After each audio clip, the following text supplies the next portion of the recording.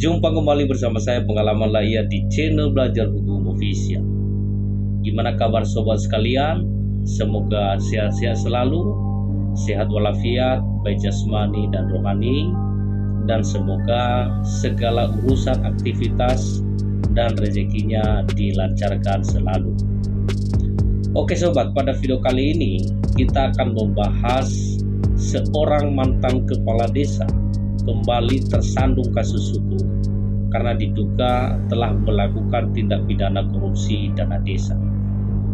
Nah, modusnya dalam melakukan penggelapan terhadap dana desa ini yang menarik teman-teman.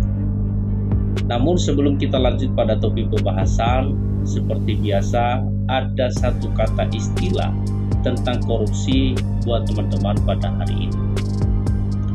Bahwa korupsi itu ibarat tumor ganas yang mematikan secara masif dan pelan-pelan.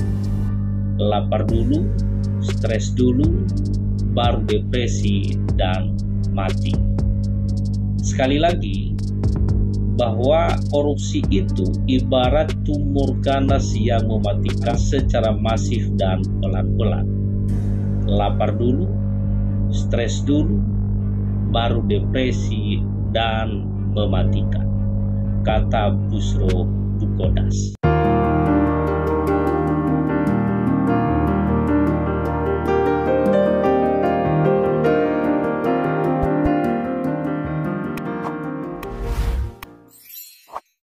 Kenapa kebanyakan dari masyarakat menolak RUU Desa tentang perubahan kedua atas Undang-Undang Nomor 6 Tahun 2014 tentang desa, terkhusus dalam hal penambahan atau perpanjangan masa jabatan kepala desa dari 6 tahun sampai dengan 9 tahun, sebagaimana diusulkan oleh anggota DPR, yang kemudian karena terjadi perbedaan pendapat dan pandangan dengan pemerintah, akhirnya diturunkan menjadi 8 tahun. Nah, kenapa banyak yang menolak? Karena maraknya praktik-praktik korupsi yang dilakukan oleh oknum-oknum kepala desa dalam masa jabatannya sebagai kepala desa dan hampir terjadi di semua daerah. Nah, kalau kita lihat data dari ICW pada tahun 2022, bahwa kasus korupsi yang paling banyak itu terjadi di sektor desa. Nah, di sini bisa kita lihat teman-teman ya, 8 sektor dengan kasus korupsi terbanyak di Indonesia tahun 2022. Data ini adalah data dari ICW ya teman-teman. Nah, di mana yang paling tinggi itu adalah di sektor desa, yaitu ada 155 kasus. Kemudian yang kedua terjadi di utilitas, ada 88. Nah, kemudian di pemerintahan ada 54, di pendidikan ada 40, di sumber daya alam ada 35, di perbankan ada 35, di agraria 31, dan kemudian di kesehatan ada 27. Nah, berdasarkan laporan Indonesia Corruption Watch atau ICW, teman-teman bisa kita lihat di sini ya, kasus korupsi paling banyak itu terjadi di sektor desa pada tahun 2022. Ada 155 kasus rasuah yang terjadi di sektor desa dengan 252 tersangka sepanjang tahun 2022. Jumlah itu setara dengan 26,77% dari total kasus korupsi yang ditangani penegak hukum pada 2022. Angkanya pun meningkat 1 kasus dibandingkan pada tahun 2021 yang sebanyak 154 kasus korupsi di sektor desa. Secara rinci, 133 kasus korupsi berhubungan dengan dana desa, sementara 22 kasus korupsi lainnya berkaitan dengan penerimaan desa.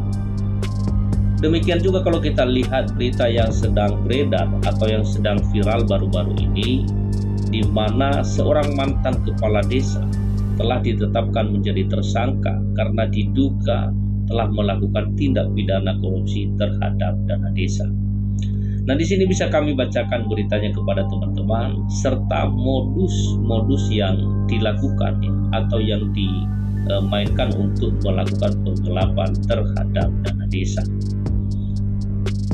Unit Tipikor Polres Muara Jambi menetapkan mantan kepala desa sebagai tersangka diduga melakukan tindak pidana korupsi dana desa tahun anggaran 2022. Tipikor Polres Muara Jambi Ibda Sudirman SHMH menyebutkan pihaknya sudah memiliki bukti yang kuat untuk menetapkan inisial B sebagai mantan kepala desa menjadi tersangka, dan saat ini berkas perkara serta tersangka telah dilimpahkan ke kejaksaan.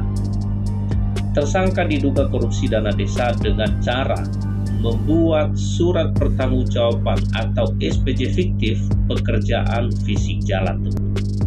Jalan yang dibangun secara swadaya oleh masyarakat di-SPJ-kan oleh tersangka menggunakan dana desa senilai 100 juta rupiah. Ngeri ya teman-teman.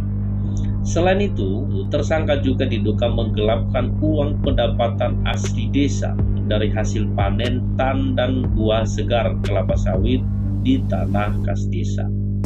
Sehingga kemudian tersangka diduga telah merugikan keuangan negara lebih kurang sebesar 117 juta rupiah dari pendapatan asli desa. Tersangka diduga membuat SPJ fiktif jalan yang dibangun secara swadaya oleh masyarakat. Tersangka juga diduga tidak menyetorkan hasil dari tanah kas desa. Total nilai kerugian keuangan negara sebesar 217 juta rupiah. Guna mempertanggungjawabkan perbuatannya, tersangka dijerat Undang-Undang Tipikor dengan ancaman hukuman paling singkat 4 tahun dan maksimal 20 tahun penjara. Jadi buat teman-teman semua dan masyarakat agar memperhatikan modus-modus yang dimainkan oleh oknum-oknum kepala desa dalam melakukan penggelapan terhadap dana desa. Karena mereka sering menggunakan dengan cara membuat SPJ fiktif, ya seperti yang dilakukan oleh mantan kepala desa yang telah ditetapkan tersangka ini dengan membuat SPJ fiktif, padahal pembangunan itu sebenarnya tidak pernah terjadi, tapi dibuatkan saja SPJ-nya seolah-olah itu telah terlaksana kegiatan pembangunan di sana. Dan kemudian mereka juga sering menggunakan dengan membuat SPJ fiktif dengan memakai data pembangunan yang anggarannya bersumber dari swadaya masyarakat. Jadi seolah-olah anggaran pembangunan yang dilakukan oleh masyarakat tersebut adalah bersumber dari dana desa atau dari alokasi dana desa dan atau dari pendapatan asli desa dan lain sebagainya. Jadi mereka tetap buat SPJ fiktifnya supaya mereka bisa lakukan korupsi atau penggelapan terhadap dana desa. Nah, oleh karena itu, buat teman-teman sobat sekalian, modus-modus yang dimainkan oleh oknum-oknum kepala desa seperti ini, ya teman-teman harus perhatikan, ya untuk mencegah terjadinya praktik-praktik korupsi dana desa di daerah teman-teman sekalian. Jadi saya kira itu aja untuk pembahasan kita pada video kali ini. Akan kita lanjutkan pada video berikutnya. Demikian, semoga bermanfaat. Sampai jumpa. Markus, mari kita kupas.